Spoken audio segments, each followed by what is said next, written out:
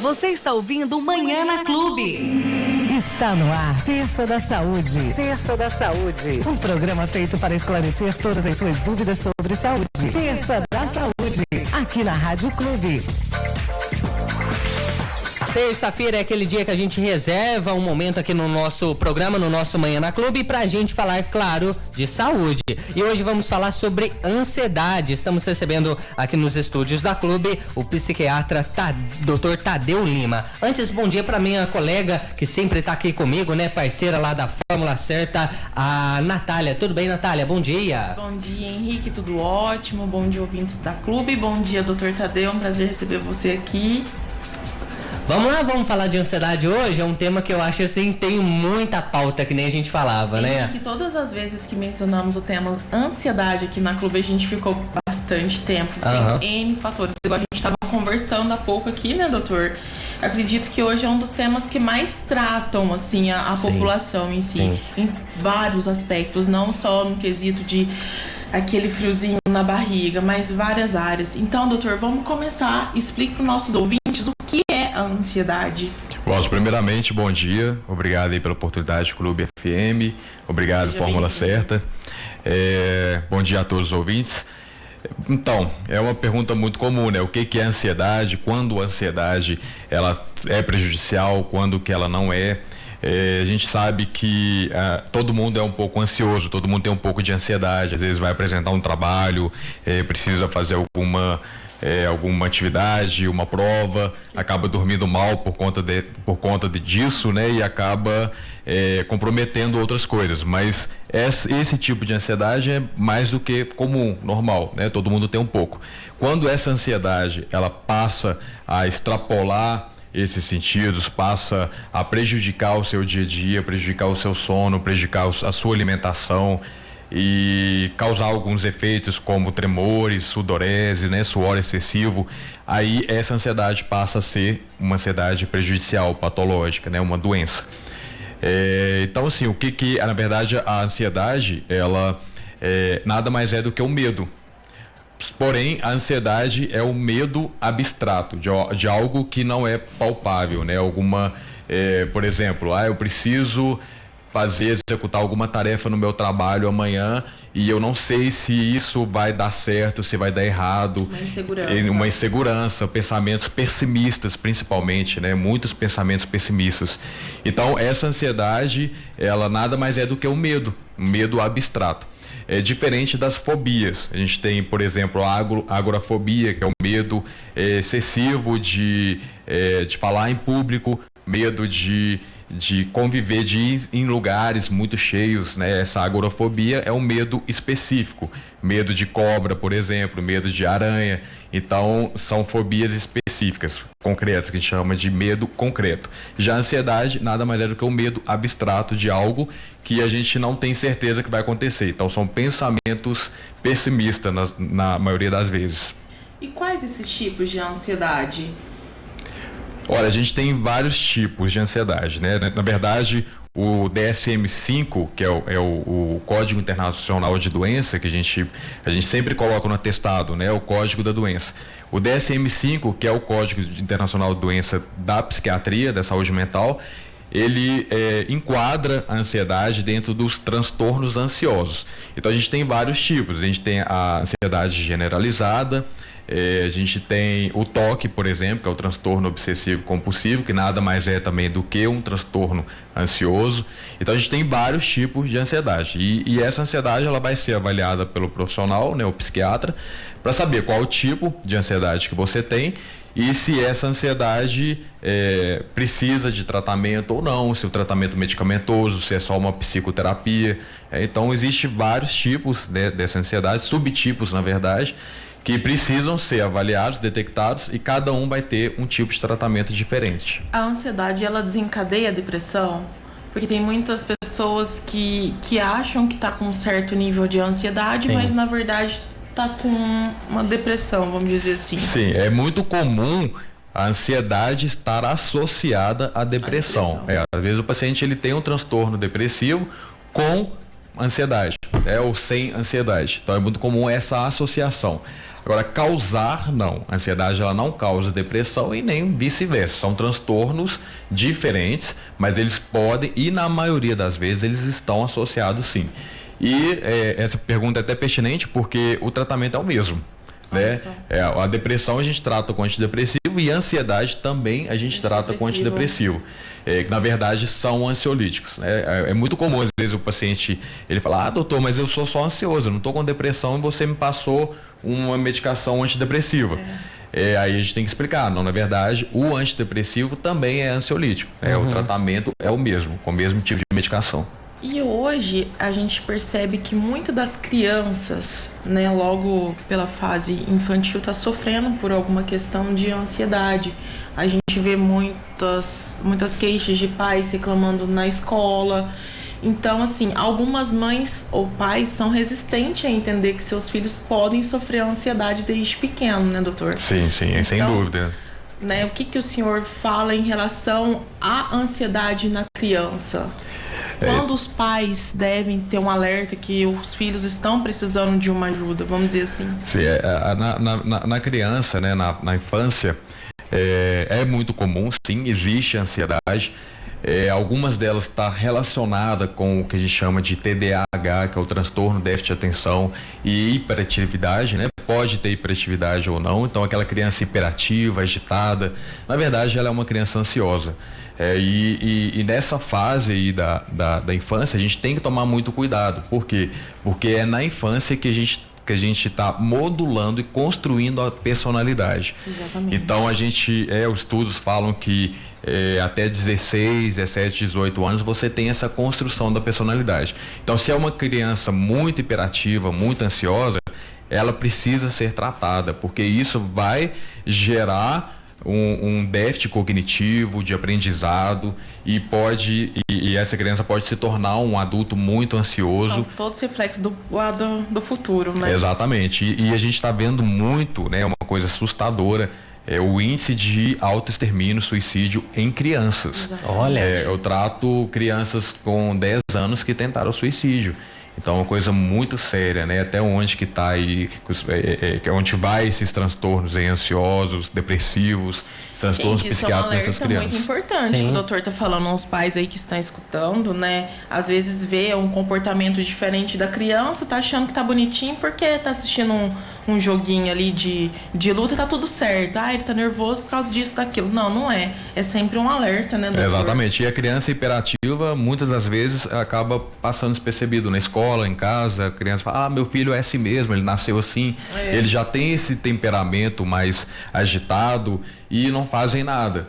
E isso acaba prejudicando e pode levar a ser um adulto com problemas psiquiátricos, né? E então é uma coisa assim que todos têm que ficar muito atentos aí, observar e procurar ajuda. Ou seja, quanto mais precoce poder socorrer seus filhos, ter um alerta, melhor, né?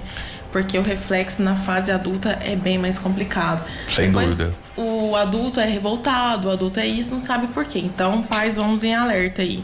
A ansiedade é uma doença? Ela é considerada uma doença?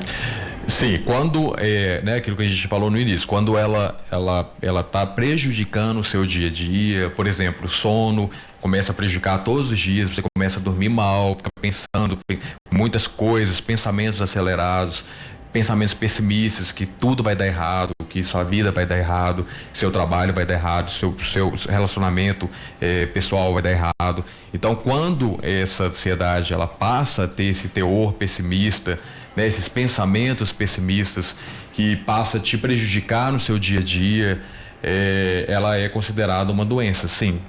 Agora, se for uma ansiedade comum, esporádica, né? Vou ter que fazer alguma coisa, tô ansioso, tô nervoso por causa disso, mas aí depois que você faz, passa. Aí já não é uma ansiedade momentânea, né? Sim, uma coisa mais momentânea. Você já nos mencionou aqui que o tratamento é feito através de ansiolíticos, né? Sim. E fora o ansiolítico, qual que é o tratamento que as pessoas devem recorrer? O que elas devem estar procurando como uma ajuda para si próprio? O que você orienta o pessoal em relação a tratamentos? Não se automedicar, porque o vizinho toma, eu vou tomar também, tem muito né? disso, né? De jeito nenhum, né? Isso é muito comum. E outra, né? Porque o antidepressivo, que é a medicação que se usa para ansiedade também, é uma medicação forte, não é, doutor? Sim, a gente tem vários tipos de antidepressivos, ansiolíticos, e cada um para um tipo de situação. Então, primeira coisa, procurar ajuda médica. O médico vai avaliar e vai definir que tipo de ansiedade que é, qual tipo de tratamento, se é um tratamento medicamentoso, se é um tratamento psicoterápico, né, com psicólogo, se é os dois. A gente tem muito essa associação, né, os dois tratamentos concomitantes. Então a gente precisa fazer esse tipo de avaliação. Existem alguns fatores que amenizam bastante a ansiedade, como por exemplo a atividade física. Quando a gente faz atividade física, a gente libera muita endorfina no cérebro, a gente libera muita dopamina, a gente libera serotonina, que nada mais é do que neurotransmissores que são aumentados com o uso da medicação. Então a gente é como se fosse uma medicação natural. Então é muito importante que a gente faça atividade física regularmente, diariamente, e isso vai ajudar bastante. Questão da medicação, da meditação é muito importante também. As pessoas muito ansiosas que fazem o uso dessas meditações, elas acabam tendo um controle emocional maior diante desses quadros de ansiedade.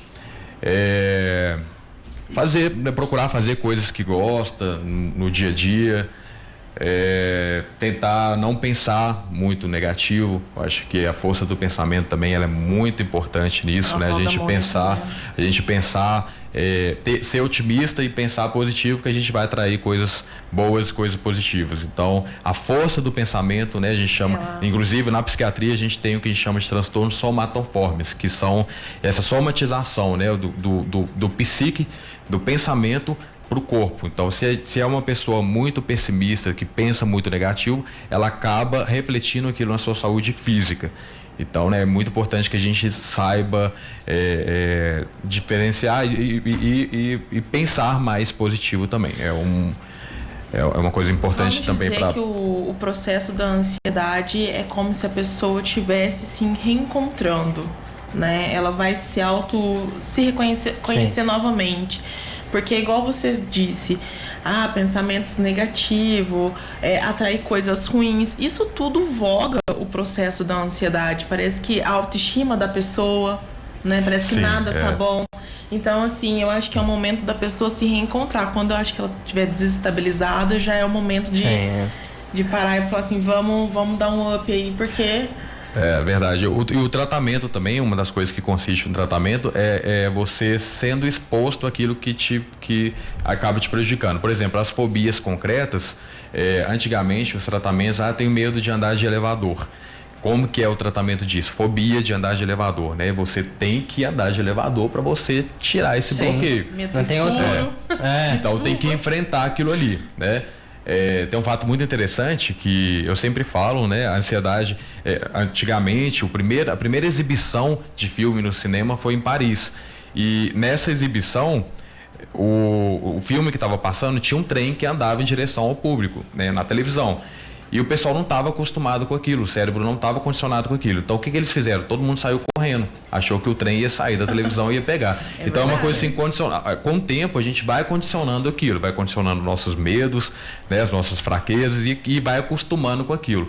A fobia, ela nada mais é do que um aumento persecutório ali daquela situação. Então uma aranha pequenininha, às vezes você olha uma aranha pequenininha e fala assim, desse tamanho aqui, se eu pisar na aranha eu acabo com ela, mas não.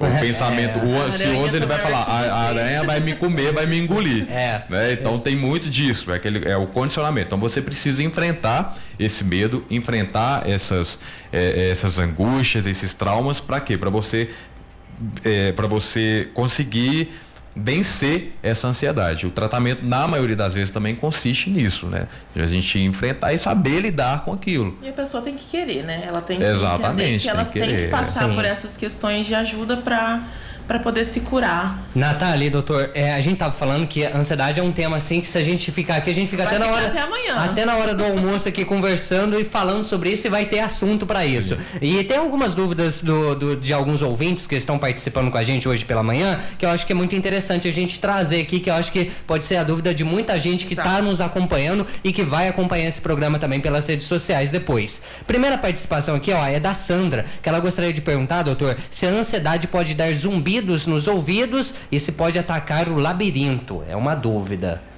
Olha, atacar labirinto não. Isso aí já é um transtorno orgânico, né? Pode estar alguma alteração ali no labirinto, uma inflamação que pode estar causando esse zumbido, tontura, vertigem, mas como causa não, né? A ansiedade ela pode influenciar em outros fatores, como por exemplo dor de cabeça, enxaqueca, ela piorar a enxaqueca, algumas dores no corpo que a gente chama de fibromialgia. Então o paciente que ele é muito ansioso e vai acabar cometendo, né, essa fibromialgia, piorando a fibromialgia, que são dores pelo corpo.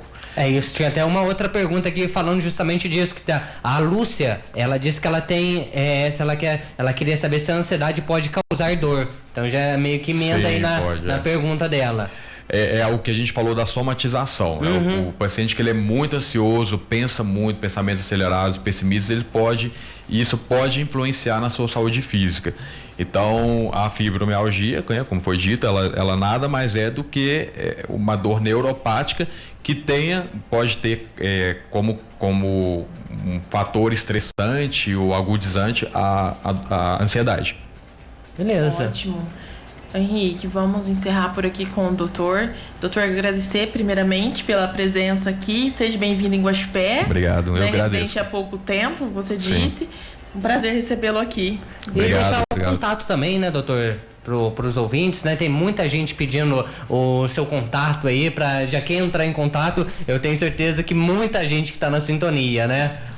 Olha, eu não sei de qual, mas entra no Instagram, Clínica Especializada Guaxupé, e lá tem todos os contatos, aí pode ligar e agendar lá a consulta. Isso. Beleza. Aí, Henrique, tá, obrigado, até terça. Até terça. Quiser. Obrigado, viu, Natália? Obrigado, doutor. Essa foi obrigado. A edição desta terça-feira do nosso Terça da Saúde. A Rádio Clube apresentou Terça da Saúde. Se é sucesso, a